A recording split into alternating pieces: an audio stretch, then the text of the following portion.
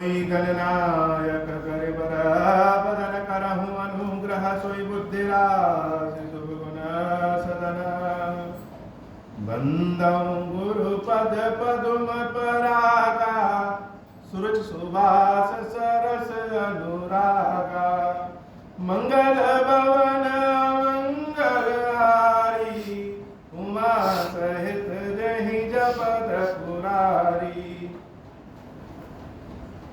कवन सो काज कठिन जग माही जो नहीं होई तात तुम पाही राम काज लगी तब अवतारा सुनतहि भयउ पर्वताकारा।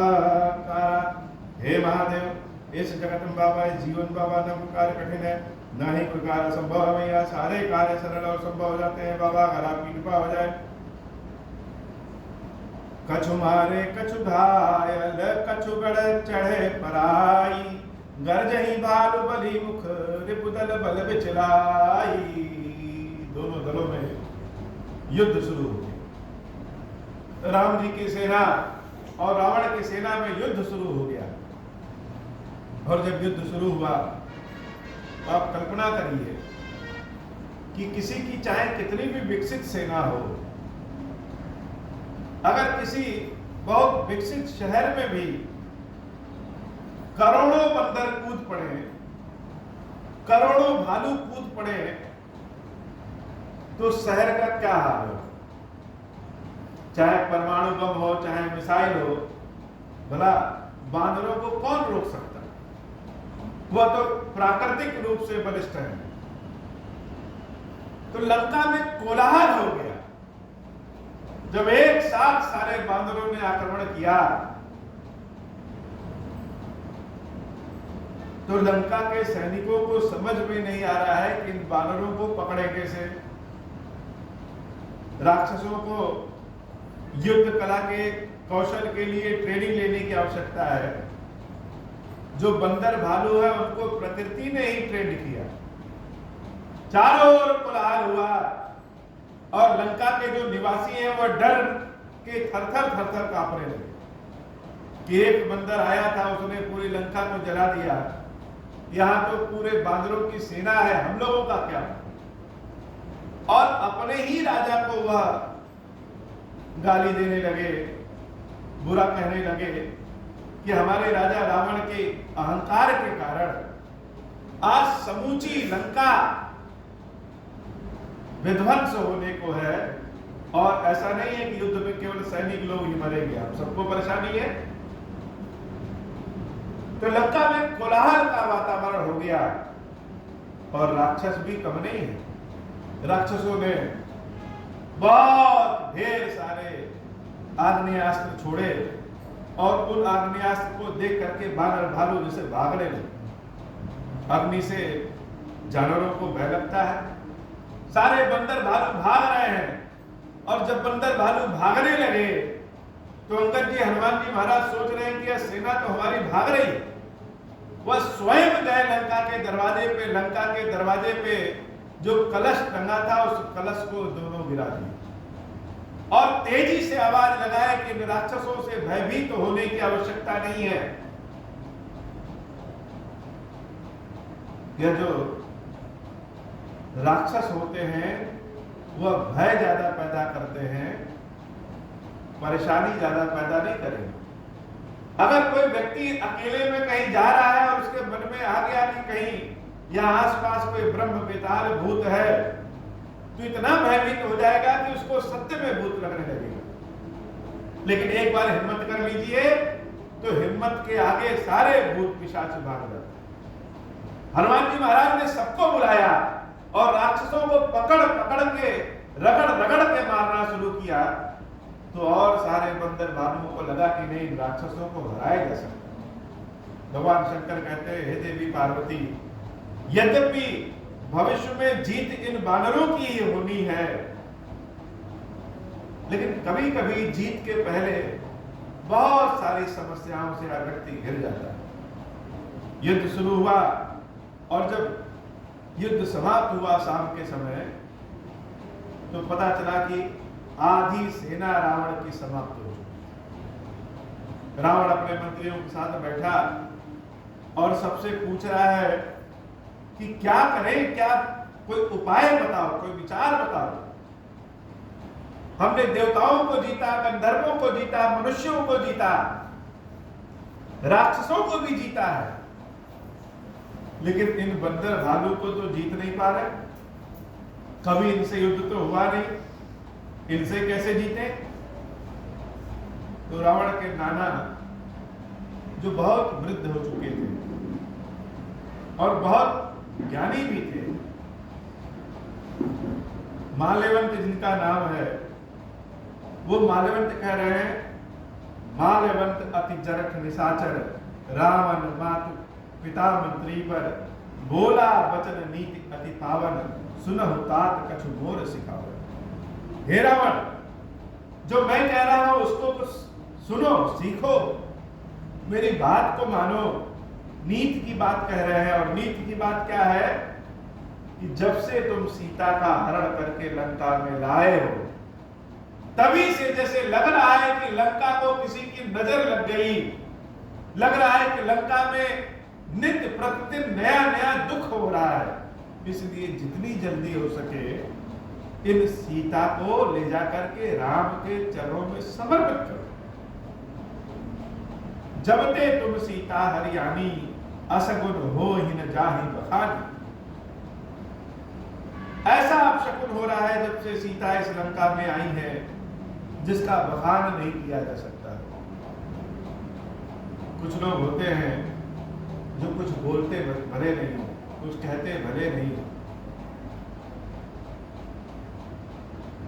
लेकिन भगवान उनके कष्ट का जवाब सबको देते हैं। तो देवी सीता तो स्वयं जगजननी है, और तुम उनका हरण कर लाए हो। उनका हरण करके लंका में रखने के कारण ही लंका का यह दुर्गति है। वेद पुराण जासु जसु गायो, राम विमुख काहु न सुख पायो।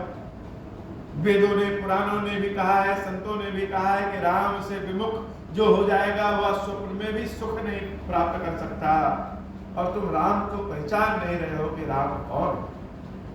हिरण्याक्ष भ्राता सहित मधु कैटभ बलवान, तुमसे ज्यादा बलवान मधु और कैटभ थे। हिरण्याक्ष और हिरण्याकश्यप तुमसे ज्यादा बलवान थे। उनको जिसने परास्त किया, उनको जिसने मारा, जय मारे सोई अवतरे, कोई शंका नहीं। मधु कैटभ को का वध जिसने किया, हिरण्याक्ष और हिरण्याकश्यप का वध जिसने किया, वही भगवान यहाँ पे राम स्वरूप में अवतरित है। सोई अवतरे कृपा सिंधु भगवान। तो कृपा सिंधु क्यों? कृपा सिंधु इसलिए कि हम राक्षसों की ऐसी किस्मत नहीं है कि भगवान दर्शन कर सके। भगवान का दर्शन हमारे भाग्य में नहीं लिखा, लेकिन उसके बाद भी भगवान प्रभु स्वयं चल करके हमारे यहाँ आए हैं, यह उनकी कृपा है। तो जो आए हैं उनको पहचानो, जानो कि वह कौन है। गाल रूप खलबन दहन, गुणागार घनबोध, शिव विरंच जहि सेवहि तासो कवन विरोध। जो स्वयं काल स्वरूप है, महाकाल है, और जिसकी पूजा ब्रह्मा जी और शंकर जी भी करते हैं, हे रावण, उससे विरोध नहीं किया जा सकता। ये माल्यवंत जी जो है,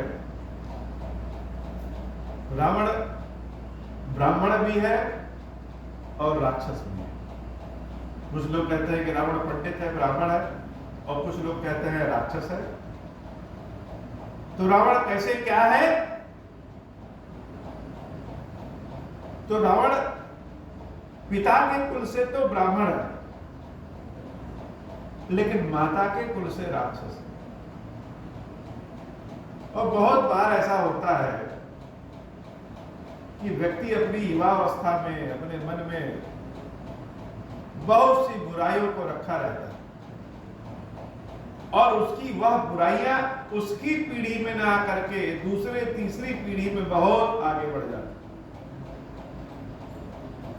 तो रावण के अंदर जो राक्षसी प्रवृत्ति है, वह राक्षसी प्रवृत्ति सिर्फ रावण की नहीं है, वह रावण की माता, रावण के नाना, रावण के ननिहाल कुल का दिया हुआ है। तो व्यक्ति जैसे जैसे बूढ़ा होता है, अनुभव होता है, वैसे वैसे शांत होता जाता है। तो आज माल्यवंत जो बात कर रहे हैं वह सही कह रहे हैं कि पहचानने की आवश्यकता है रावण की तुमको कि राम कौन है। लेकिन यही माल्यवंत जब अपनी युवा अवस्था में थे तो शायद राक्षसी प्रवृत्ति उनके अंदर बहुत ज्यादा थी, और उसी के फल स्वरूप उनकी पुत्री रावण की माता और उसके बाद रावण का यह भाव। जैसे एक बीज धरती में डाले तो वह बीज वृक्ष का रूप लेकर के अनेक बीजों को देता है, फल को देता है, वैसे ही हमारे मन का जो अवगुण है, दुर्गुण है या सद्गुण है, यह आने वाली पीढ़ियों को प्रदान होता है। तो माल्यवंत अपना अनुभव बता रहे हैं रावण से कि राम को पहचानने में गलती न करो, साधारण मनुष्य नहीं है राम। मधुकैटभ को मारने वाले, हिरण्याकश्यप और हिरण्याक्ष का वध करने वाले स्वयं महाकाल, जिनकी सेवा पूजा भगवान शंकर और ब्रह्मा जी भी करते हैं, वो है राम, और उनसे बैर नहीं किया जाता, उनके तो चरणों में गिरा जाता है। परिहरि पैर देहु पे देही, भजहु कृपा निधि परम स्नेही, ताके बचन बान सम लागे, करिया मुख करि जाहि अभागे। इसलिए सीता को उनको दे दो और राम का भजन करो। अब तो रावण का मुंह और काला हो गया।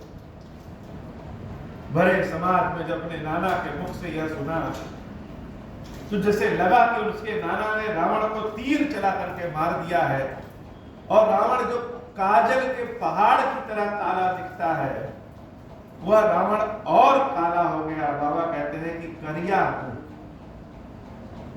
केवल त्वचा से, शरीर से नहीं, मन के विकारों से भी वह काला है, और बहुत बड़ा अभागा है। अभागा क्यों? साक्षात परम ब्रह्म प्रभु श्री राम उसके दरवाजे पे है, और वह चरणों को पकड़ने की बजाय वह उनसे बैर कर रहा है। और भगवान कितने दयालु हैं कि भगवान के तीर जिन जिन राक्षसों को मार रहे हैं, हनुमान जी महाराज आदि जो जो राक्षसों को मार रहे हैं, उन सभी राक्षसों को भगवान मुक्ति देते जा रहे हैं, अपने निज धाम भेज दे रहे हैं। क्यों? क्योंकि वो भगवान कहते हैं कि यह सारे राक्षस भले शत्रु भाव में हमको याद करते हैं, लेकिन स्मरण करते हैं, नाम करते हैं, नाम लेते हैं, और मेरा नाम जो लेता है, जो मुझे स्मरण करता है, हम तो उसके पास सदैव रहते हैं। भगवान को जिस भाव में हम स्मरण करेंगे, जिस भाव में पूजा करेंगे, जिस भाव में चाहेंगे, भगवान उसी भाव, उसी स्वरूप में हमारे पास रहेंगे। जैसे हाथ में हमारे अगर कला है और उस हाथ से हम मिट्टी से भगवान शंकर का शिवलिंग बना करके पूजा करें, तो वह भगवान शिव की कृपा दिलाता है। और उसी हाथ से हम शिवलिंग न बना करके खिलौना बना दें, गुड्डे गुड़िया बना दें, तो वह उस मिट्टी के पुतलों का भाव भी वही गुड्डे गुड़ियों वाला हो। तो जैसा भाव मन में रहता है, वैसा ही हाथों से भगवान के स्वरूप को बनाते हैं। वह अलग बात है कि कुछ लोग कला में बहुत पारंगत होते हैं, तो वह इतनी जीवंत मूर्ति बना देते हैं जैसे साक्षात अभिभूत नहीं। और कुछ लोग का भाव तो बड़ा अच्छा है, लेकिन कला उतनी अच्छी नहीं है। लेकिन स्वरूप तो देख करके कोई भी पहचान जाएगा कि यह शिवलिंग है, और भाव नहीं है। मन किया खिलौना बनाने का तो खिलौना बना देंगे। उसी तरह से जैसा भाव हृदय में रहता है, भगवान भी उसी स्वरूप में रहते हैं। अगर हम सोचते हैं कि भगवान सब काम नहीं कर पाएंगे तो भगवान नहीं कर पाएंगे। अगर हम सोचते हैं कि भगवान खंबा फाड़ के निकलेंगे और हमारी रक्षा करेंगे तो भगवान खंबा फाड़ करके निकलते हैं और रक्षा करते हैं। जब ऐसी बातें रावण के नाना ने रावण से कही तो रावण का मुख और काला हो गया और रावण कह रहा है, बूढ़ भयसी न तब मरते तो ही अब जनी नयन दिखावसी मोही। हे बुढ़े, बूढ़े हो गए हो, नहीं तो तुमको हम यही मार देते, लेकिन मेरे राज्य से भाग जाओ, दोबारा अपना कभी मुंह मत दिखाना। तेही अपने मन अस अनुमाना, बध्यो चाहत यही कृपा निधाना। अब जो वृद्ध हो गए हैं मालवंत, वह मन ही मन हंस रहे हैं, सोच रहे हैं, अनुमान कर रहे हैं कि इस रावण को, इस कुकर्मी अहंकारी रावण को समझाने से कोई फायदा नहीं, क्योंकि लगता है कि ब्रह्मा जी ने लिख दिया है कि इसकी आयु पूरी होने वाली है। और यह भगवान की कृपा है जो चाह रहे हैं कि हम रावण के राज्य से बाहर जाएं और राम राम का सुमिरन करें। इसलिए सो उठी गयो कहत दुर्बादा, तब सकोप बोले घननादा। कौतुक प्रात देखेहु मोरा, करहु बहुत कहूं का थोरा। इसलिए दुर्वचन कहते हुए मालवंत बाहर निकल गए और इस बार रावण का पुत्र मेघनाथ खड़ा हुआ और मेघनाथ अपने पिता और राजा रावण से कह रहा है कि हे महाराज, बहुत हो गया, अब आप कल मेरा पराक्रम देखिएगा और बताइएगा कि मेघनाथ ने कैसा काम किया। सुनि सुत बचन भरोसा आवा, प्रीति समेत अंक बैठावा। करत विचार भयो भिनुसारा, लागे कपि पुनि चप दुआरा। कोपि कपिन दुर्घट गढ़ घेरा, नगर कोलाहल भयो घनेरा। विविधा युद्ध थर निश्चर धाये, गढ़ते पर्वत शिखर सहाय। मंगल भवन मंगल हारी, उमा सहित जहि जपत पुरारी। सुबह हुआ तो राक्षसी सेना सोच रही कि निकले उसके पहले ही लंका के दरवाजे पे सारे बानर भालू जय श्री राम का नारा लगा। सुबह सुबह अब बंदरों को उठने के लिए, पशुओं को उठने के लिए घड़ी की तो आवश्यकता है नहीं। पढ़े लिखे लोगों के लिए घड़ी की आवश्यकता होती हो, जिसको प्राकृतिक घड़ी मिली है। भगवान ने जीव जंतुओं को प्राकृतिक घड़ी दी। चिड़ियों से पूछिए तो बिना घड़ी देखे बता देंगे कि अब सूर्योदय होने वाला है। सूर्योदय हुआ नहीं रहता है, उसके पहले ही घोंसले में चिड़ियों की चुनचुनाहट की आवाज आनी शुरू हो जाती। तो सारे बंदर भालू लंका के दरवाजे पे पहले ही आकर के खड़े हो गए हैं और राक्षस लोग तीर धनुष लिए हैं और बंदर भालू क्या किए हैं, गढ़ते पर्वत शिखर ढाए। वो क्या किए, बहुत ढेर सारा पहाड़ पत्थर लिए हैं और बहुत सारे बंदर भालू पहाड़ पे चढ़ गए। पहाड़ पे से चढ़ के क्या करेंगे, ऊपर से ही पत्थर गिराते हैं, नीचे सब धड़ धड़ धड़ धड़ करके एटम बम की तरह गिरता हुआ जाता है। ढाहे महीधर शिखर कोटिन विविध विधि गोला चले घरात। जिमि विपात गरजत जनुप्रल के बादले, मरकट विकट भट जुटत कटत न लटत तन जर जर भय। गही सैल तही चढ़ पर चला, वही जहाँ सो तह निशिचर है। ऊपर से जब वो पहाड़ के पत्थर नीचे फेंकते तो नीचे आते हुए जैसे गोले की तरह आवाज करता हो। लंका कांड की कथा जल्दी सुनने को नहीं मिलती। आप कहीं पे भी प्रवचन सुन लीजिए, एक से एक बढ़कर सुनने, कथा सुनाने वाले लोग मिलेंगे, लेकिन लंका कांड की कथा जल्दी नहीं मिलती। क्यों? क्योंकि लंका कांड की कथा सुना पाना ही बहुत कठिन है। जिस प्रकार से राम और रावण का युद्ध हुआ, उस युद्ध का वर्णन शायद ही कोई कथावाचक कह सके, इसलिए लंका कांड को गा करके सुना दिया जाता है। जब सारे बानर भालू ऊपर से पहाड़ की चोटियों से जब कोई चीज, छोटी चीज भी गिराते तो लंका के नगर में जब गिरता तो जैसे बहुत भारी आवाज हुआ।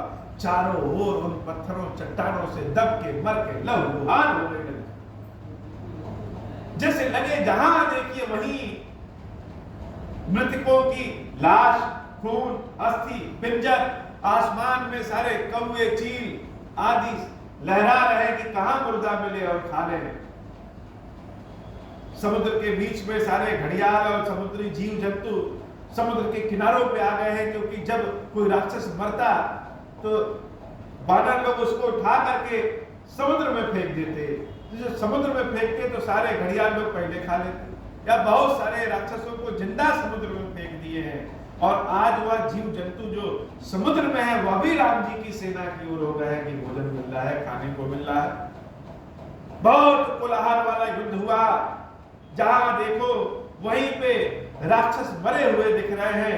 मेघनाद सुनि श्रवण अस गढ़ पुनि छेका आई, उतरे वीर दुर्ग ते सन्मुख चले बजाई। अब मेघनाद ने अपना पराक्रम दिखाना शुरू किया, और जब मेघनाद ने पराक्रम दिखाना शुरू किया तो सारे बानर भालू आकर के मेघनाद से लड़ने के लिए तैयार हो गए। कोई डर नहीं रहा है, भयभीत नहीं है। सारे बानर भालू आ गए कि अब मेघनाद को हम सबक सिखाएंगे, और सब लड़ने के लिए आ गए। आज की कथा इतनी ही। श्री खीरेश्वर महादेव जी, खीरेश्वरी मैया जी हम सब के ऊपर बाबा कृपा करें। अब हूँ प्रसन्न प्रभु पर, नाथ दीन पर नेहूं, निज पद भगति देहु प्रभु, पुनि दूसर बर देहूं। तब माया वश जीव जड़, संतत फिरहि भुलाना, हम पर क्रोध न करिय प्रभु, कृपा सिंधु भगवान। शंकर दीन दयाला, अब हम पर हो कृपाला, साप अनुग्रह होई जहि विधि, नाथ तो रही काला। दीन दयाल विरुद्ध संभारी, हरहु नाथ मम संकट भारी। जय विधि होई नाथ हित मोरा, करहु सुबेगी जानी दास मैं थोरा। राम राज बैठे त्रैलोका, हर्षित भय गए सब शोका। जैसा काम नर सुनहि जगावई, सुख संपत्ति नाना विधि पावई। जो इच्छा करिहु मन माही, हरि प्रसाद कछु दुर्लभ नाही। मंगल भवन अमंगल हारी, उमा सहित जहि जपत पुरारी। बोली श्री खीरेश्वर महादेव जी, खीरेश्वरी मैया जी की सदा ही जय हो। खीरेश्वरम, हे भगवान शंकर, आप ऋण पातक दुर्भाग्य और दरिद्रता के निवृत्ति के लिए तथा संपूर्ण पापों का नाश करने के लिए मुझ पर प्रसन्न होइए। मैं दुख और शोक की आग में जल रहा हूँ, संसार भय से पीड़ित हूँ, अनेक प्रकार के रोगों से व्याकुल और दीन हूँ। खीरेश्वर, मेरी रक्षा कीजिए। देव देवेश्वर, सबको निर्भय कर देने वाले महादेव जी, आप यहाँ पधारिए और मेरी की हुई इस पूजा को पार्वती जी के साथ ग्रहण कीजिए। मेरा मंगल करिए। महादेव शिव शंभु। ओम श्री राम।